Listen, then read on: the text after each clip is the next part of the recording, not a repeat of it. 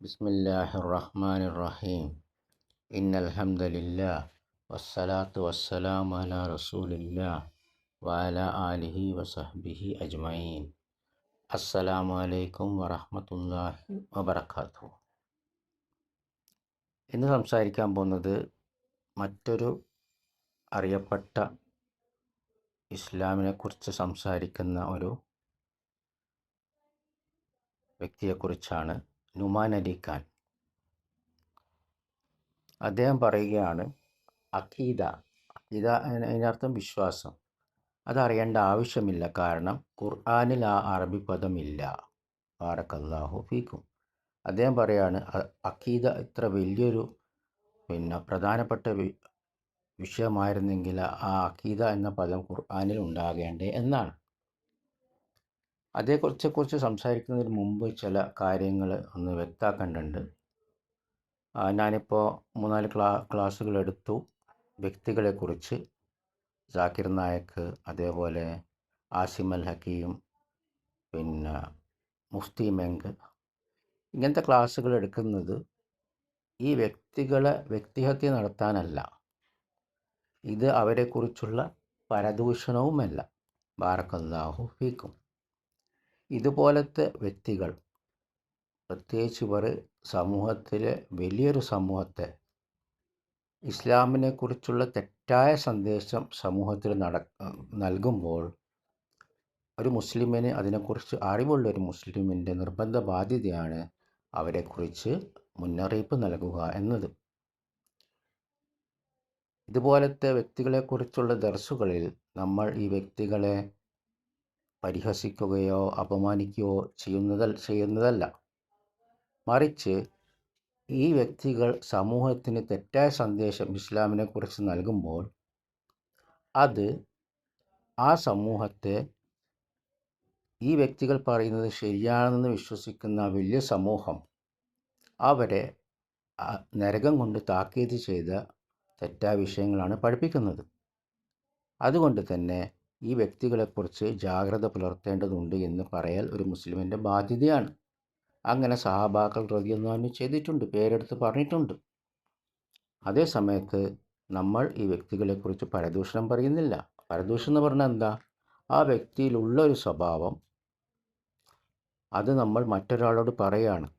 ആ വ്യക്തിക്ക് ഇഷ്ടമല്ലാത്തത്, ആ വ്യക്തിക്ക് ഇഷ്ടമല്ല അത് പറയൽ മറ്റൊരാളോട്, നമ്മൾ മറ്റൊരാളോട് പറയാണ് ആ ഉള്ള സ്വഭാവമോ മോശം സംഗതിയോ. അതെന്തിനാ ചെയ്യുന്നത്? ആ വ്യക്തിയെ വ്യക്തിഹത്യ നടത്താനാണ്. പക്ഷേ ഇങ്ങനത്തെ ദർസുകൾ നമ്മൾ ചെയ്യുന്നത് ആളുകൾ വഴികേടിലാകുന്ന ഒരു വിഷയം വരെയാണ്. അപ്പോൾ ഇവർ പഠിപ്പിക്കുന്നത് തെറ്റാണ്, ഇവരുടെ രീതി തെറ്റാണ് എന്ന് മാത്രമാണ് പറയുന്നത്. അല്ലാതെ ഇവർ അപമാനിക്കുകയോ ഇവരെ വ്യക്തിഹത്യ നടത്തുകയോ ഇവരെക്കുറിച്ച് പരദൂഷണം പറയുകയോ അല്ല. ബാറക്കല്ലാഹു ഫീക്കും. അപ്പോൾ നുമാൻ അലി ഖാൻ പറയുകയാണ്, എന്ത്? അഖീദ എന്ന പദം എന്തെന്ന് അത് ഖുർആനിലില്ല, അതുകൊണ്ട് അത് അറിയേണ്ട ആവശ്യമില്ല. സുബ്ഹാനല്ലാഹ്. അതുകൊണ്ട് അദ്ദേഹത്തിന് വിശ്വാസ കാര്യങ്ങൾ അറിയില്ല, പല കാര്യങ്ങളും. അദ്ദേഹത്തോട് അള്ളാഹു എവിടെ എന്ന് ചോദിച്ചപ്പോൾ അദ്ദേഹം അള്ളാഹു എവിടെ എന്നതിനെക്കുറിച്ച് പറയുമ്പോൾ അദ്ദേഹം പറയാണ്, ഇതെന്തിനാ ഇത്ര വലിയൊരു വിഷയമാണോ? അങ്ങനെയാണെങ്കിൽ ഖുർആനിൽ അള്ളാഹു എവിടെയെന്ന് പറയൂലേ? അള്ളാഹു ചോദിക്കൂലേ അള്ളാഹു എവിടെയെന്ന്? നബി സല്ലല്ലാഹു അലൈഹി വസല്ലം ചോദിക്കൂലേ അള്ളാഹു എവിടെയാണ്? അപ്പോൾ ഇദ്ദേഹത്തിന് എന്താണ്? വിജ്ഞാനവും ഇല്ല. ബാറക്കല്ലാഹു ഫീക്കും. അള്ളാഹു എവിടെയെന്ന് അറിയൽ ഒരു മുസ്ലിമിന് നിർബന്ധമാണ്. അള്ളാഹു അത് ഖുർആനിൽ നിരവധി ആയത്തുകളിൽ വ്യക്തമാക്കിയിട്ടുണ്ട്. നബി സല്ലല്ലാഹു അലൈഹി വസല്ലം ഒരു അടിമ സ്ത്രീയെ മോചിപ്പിച്ചത്, ആ അടിമ സ്ത്രീ മുസ്ലിമാണോ അല്ലേ എന്നറിയാൻ വേണ്ടി ചോദിച്ച 2 ചോദ്യങ്ങളിൽ ഒരു ചോദ്യം അള്ളാഹു എവിടെയെന്നാണ്. ബാറക്കല്ലാഹു ഫീക്കും. ആ വിശ്വാസം നമുക്ക് ശരിയായ വിശ്വാസം ഉണ്ടാകണം. ബാറക്കല്ലാഹു ഫീക്കും. എന്നാൽ നുമാൻ അലി ഖാൻ അഖീദക്ക് അത്ര പ്രാധാന്യം കൊടുക്കാത്തത് കൊണ്ട്, വിശ്വാസത്തിന് അത്ര പ്രാധാന്യം കൊടുക്കാത്തത് കൊണ്ട് അദ്ദേഹം ഇമാതിരി ചോദ്യങ്ങളൊക്കെ ചോദിക്കുകയാണ്. അതും എന്താണ്? നബി സല്ലല്ലാഹു അലൈഹി വസല്ലം ചോദിച്ചൊരു കാര്യത്തെ അദ്ദേഹം ചോദിക്കുക, നബി സല്ലല്ലാഹു അലൈഹി വസല്ലം ചോദിച്ചിട്ടുണ്ടോ അള്ളാഹു എവിടെയാണ്? ബാറക്കല്ലാഹു ഫീക്കും. ഇനി അഖീദ എന്ന പദം ഖുർആനിലില്ല. കാരണം ഒരു പദം ഖുർആനിൽ ഇല്ലാത്തത് കൊണ്ട് അത് തെറ്റാവുകയില്ല. പക്ഷെ ആ പദത്തിൻ്റെ അതിൻ്റെ അർത്ഥം എന്താ? വിശ്വാസം. വിശ്വാസം ഖുർആനിൽ പറഞ്ഞിട്ടുണ്ട്. ബാറക്കല്ലാഹു ഫീക്കും. മറ്റു പദങ്ങൾ ഉപയോഗിച്ചും പറഞ്ഞിട്ടുണ്ട്. ആമന വിശ്വാസം. അങ്ങനെ ഖുർആനില്ലാത്ത എത്രയോ പദങ്ങൾ ഉപയോഗിക്കുന്നത് അത് ഇസ്ലാമിനെതിരല്ല. ഇപ്പം തറാവി എന്ന പദം, തറാവി നിസ്കാരം, ആ തറാവി എന്ന പദം ഖുർആനിലുണ്ടോ? ഹദീസിലുണ്ടോ? ഇല്ലല്ലോ. ഖുർആൻ്റെ തജ്വീദ് നമ്മൾ പഠിക്കണമെന്ന് പറയുന്നു. ആ തജ്വീദ് എന്ന പദം ഖുർആനിലുണ്ടോ? ഹദീസിലുണ്ടോ? ഇല്ലല്ലോ. അതേപോലെ മാസപ്പിറവി വരുമ്പം നമ്മൾ സ്ഥിരം കേൾക്കുന്നതാണ് മത്തല വ്യത്യാസം. അത് ഖുർആനിലുണ്ടോ? ഹദീസിലുണ്ടോ? ഇല്ല. പക്ഷേ അത് ഖുർആനിൽ പറഞ്ഞ വിഷയമാണ്, ഹദീസിൽ പറഞ്ഞ വിഷയമാണ്. ബാറക്കല്ലാഹു ഫീക്കും. അപ്പോൾ ഒരു പദം അങ്ങനെ പറയുന്നത് ഖുർആനിലോ ഹദീസിലോ ഇല്ലാത്തത് ഇസ്ലാമിനെതിരല്ല. ഒരു കർമ്മം ചെയ്യുമ്പോൾ, അള്ളയോ റസൂലോ പഠിപ്പിക്കാത്ത ഒരു കർമ്മം ചെയ്യുമ്പോൾ, അത് ആരാധനയുമായി ബന്ധപ്പെട്ടൊരു വിഷയം, അള്ളാഹുവിലേക്ക് അടുക്കുന്ന വിഷയം, അത് അള്ളയോ റസൂലും പഠിപ്പിച്ചിട്ടില്ല, അത് ഖുർആൻ പറയുന്നില്ല, ഹദീസ് പറയുന്നില്ലെങ്കിൽ അത് പാടില്ല. അത് നരകത്തിലേക്കുള്ളൊരു വഴിയാണ്, അത് ബിദ്അത്താണ്, അത് പുതിയ ആചാരമാണ്. അല്ലാതെ ഇതുപോലത്തെ പദങ്ങൾ അത് ഖുർആനിലില്ലെങ്കിൽ ഇതൊന്നും ആരാധന വിഷയമോ കർമ്മ വിഷയമൊന്നുമല്ല. ബാറക്കല്ലാഹു ഫീക്കും. എന്നാൽ ഈ പദങ്ങൾ ഖുർആനിനും സുന്നത്തിനും എതിരല്ല. അത് ഖുർആനിലും ഹദീസിലുമൊക്കെ ഉള്ള അർത്ഥങ്ങൾ തന്നെയാണ്. ആ പ്രത്യേക പദം ഖുർആനിലോ ഹദീസിലോ വന്നിട്ടില്ല എന്നേ ഉള്ളൂ. ബാറക്കല്ലാഹു ഫീക്കും. അപ്പോൾ മറ്റൊന്ന് ബിദ്അത്തിനെ കുറിച്ചും ഈ നുമാൻ അലി ഖാൻ അത്ര പ്രാധാന്യമില്ല. കാരണം അദ്ദേഹം പറയാം, എന്തിനാണ് നബി സല്ലല്ലാഹു അലൈഹി വസല്ലം ജന്മദിനം ഇത്ര വലിയ വിഷയമാക്കുന്നത്? അതിനേക്കാൾ വലിയ വിഷയമല്ലേ പിന്നെ ചെറുപ്പക്കാരെ വിഷയങ്ങൾ, അവർ മയക്കുമരുന്നിന് അടിമപ്പെടുന്നൊക്കെ വിഷയങ്ങൾ. അപ്പോൾ ഇവിടെയും എന്താണ്, വിജ്ഞാനത്തിൻ്റെ കുറവാണ്. മയക്കുമരുന്ന്, ചെറുപ്പക്കാർ മയക്കുമരുന്ന് അടിമപ്പെടുന്നതിനെക്കുറിച്ച് നമ്മൾ തീർച്ചയായിട്ടും നമ്മൾ ഉപദേശിക്കണം, ഉത്ബോധനം നൽകണം, ചെറുപ്പക്കാരെ അതിൽ നിന്ന് രക്ഷപ്പെടുത്തണം. പക്ഷെ അതിനേക്കാൾ വലുതാണ് അത് ഹറാമാണ്. ഹറാമിനേക്കാൾ വലുതാണ് എന്ത്? ബിദ്അത്തുകൾ. ബാറക്കല്ലാഹു ഫീക്കും. ബിദ്അത്തുകളേക്കാൾ വലുതാണെന്ത്? ഷിർക്ക്, അള്ളാഹിനെക്കുറിച്ച് തെറ്റായ വിശ്വാസമുണ്ടാകലേ. ബാറക്കല്ലാഹു ഫീക്കും. അങ്ങനെയാണ് എന്ത് ഈ പാപങ്ങളുടെ പിന്നെ മറ്റ് ഇത് ദറജകൾ പോകുന്നത്. ഏറ്റവും വലിയ പാപം ഷിർക്കാണ്, പിന്നെ ബിദ്അത്താണ്, പിന്നെ ഹറാമാണ്.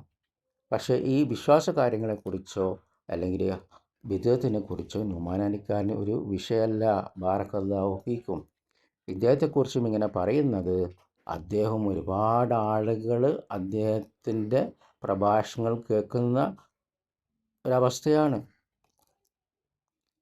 ഇനി നുമാൻ അലി ഖാനും മറ്റുള്ളവരെ പോലെ തന്നെ ഉള്ള യൂട്യൂബ് പ്രാസംഗികരെ പോലെ തന്നെ ഇങ്ങനത്തെ വിഷയങ്ങളൊന്നും സംസാരിക്കാത്തത് എന്ത് സംഭവിക്കും? അവർക്ക് പ്രേക്ഷകരെ കിട്ടൂല, ആളുകളെ കിട്ടൂല കേൾക്കാൻ.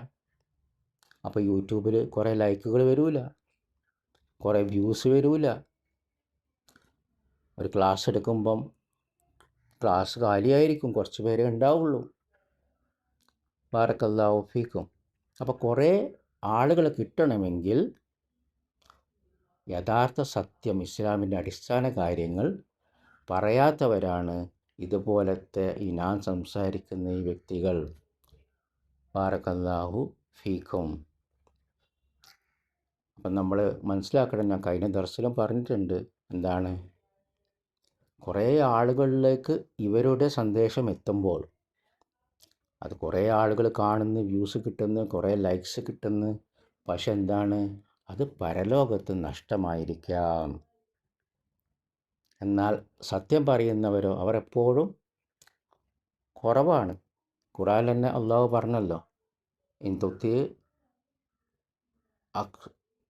നിങ്ങൾ അധിക പേരെ നിങ്ങൾ പിൻപറ്റിയാൽ അവർ നിങ്ങളെ യുദല്ലൂക അൻ സബീലി, അവൻ നിങ്ങളെ അള്ളാഹിൻ്റെ മാർഗത്തിൽ നിന്ന് തടയുന്നതായിരിക്കും. അപ്പോൾ ഭൂരിപക്ഷ ആളുകളും അധിക സമയത്ത് എന്താണ്, അവർ ദുർമാർഗത്തിലാണ്. ബാറക്കല്ലാഹു ഫീക്കും. അപ്പോൾ സത്യം പറയുന്നവർക്ക് കുറച്ച് വ്യൂസേ ഉണ്ടാവുകയുള്ളൂ, കുറച്ച് ലൈക്സേ ഉണ്ടാവുകയുള്ളൂ. പക്ഷെ അവർ പറയുന്നത് സത്യമായതുകൊണ്ട് അത് പരലോകത്ത് ഹൈറായിട്ട് വരാം. ബാറക്കല്ലാഹു ഫീക്കും. അതുകൊണ്ട് ഈ ഇസ്ലാമിൽ എണ്ണത്തിനല്ല പ്രസക്തി. ബാറക്കല്ലാഹു ഫീക്കും. ഇപ്പോൾ ഹുനൈൻ യുദ്ധത്തിൻ്റെ എന്ത് സംഭവിച്ചു? അതിൻ്റെ തുടക്കത്തിൽ സൂറത്ത് തൗബയിലെ ആയത്ത് പറയുന്നുണ്ടല്ലോ, ബാറക്കല്ലാഹു ഫീക്കും. കൂടുതൽ ആളുകൾ ഇസ്ലാമിലേക്ക് വന്നപ്പം അവരുടെ അംഗസംഖ്യയിൽ അവർ വിചാരിച്ചു എന്ത്? അവർ അഭിമാനം കൊണ്ടു, നമ്മൾ കുറേ പേരായി, അപ്പോൾ നമ്മളെന്തായാലും ജയിക്കും. അപ്പം അല്ല, ആ ഒരു ചിന്ത വന്നുകൊണ്ട് അല്ല അവരെ പരാജയപ്പെടുത്തി. ബാറക്കല്ലാഹു ഫീക്കും. അതുപോലെ അത് അംഗസംഖ്യ കൂടിയപ്പം, അതേസമയം വേറെ ആയത്തുകളുണ്ട് അംഗസംഖ്യ കുറഞ്ഞ. എത്ര ചെറിയ സംഘങ്ങളാണ് വലിയ സംഘങ്ങളെ പരാജയപ്പെടുത്തിയത്. ഇതൊക്കെ ഖുർആനിലെ ആയത്താണ്. അപ്പോൾ ഇസ്ലാമിൽ കുറേ എണ്ണത്തിനല്ല പ്രസക്തി, പറയുന്നത് സത്യം എന്നതാണ് പ്രധാനം. അതുകൊണ്ട് ഇബ്നു മസ്ഊദ് റളിയല്ലാഹു അൻഹു പറഞ്ഞത്, നീ ഒരു വ്യക്തിയാണെങ്കിലും നീ സത്യം പറയുന്നുണ്ടെങ്കിൽ നീ ജമാഅത്താണ് എന്ന് പറഞ്ഞു. ജമാഅത്ത് എന്ന് പറഞ്ഞാൽ എന്താ? ബഹുവചന. അപ്പോൾ ഒരു വ്യക്തി എങ്ങനെ ബഹുവചനാകാം? ബാറക്കല്ലാഹു ഫീക്കും. അപ്പോൾ ഒരു വ്യക്തി സത്യമാണ് പറയുന്നെങ്കിൽ നീ ആ ജമാഅത്താണെന്ന് പറഞ്ഞാൽ അത് അഹ്ലുസുന്നത്തി വൽ ജമാഅത്തിൻ്റെ കൂടെയാണ് നീ എന്നാണ്. ബാറക്കല്ലാഹു ഫീക്കും. അഹ്ലുസുന്നത്തി വൽ ജമാഅത്ത് എന്ന് പറഞ്ഞാൽ നബി സല്ലല്ലാഹു അലൈഹി വസല്ലം സുന്നത്ത് പിൻപറ്റുന്നവരും സഹാബാക്കളെ ജമാഅത്തിൻ്റെയും കൂടെയാണ് നീ ആ ഒരു വ്യക്തി. ബാറക്കല്ലാഹു ഫീക്കും. അപ്പോൾ നമ്മൾ ഇതുപോലത്തെ ഭയങ്കര പ്രാസംഗികർ വരുമ്പോൾ കുറേ ആളുകൾ കേൾക്കുന്നു, കുറേ ആളുകൾ നല്ലത് പറയുന്നു, സംസാരത്തിൽ മാസ്മരികത. ബാറക്കല്ലാഹു ഫീക്കും. നമ്മൾ സൂക്ഷിക്കേണ്ടതുണ്ട്.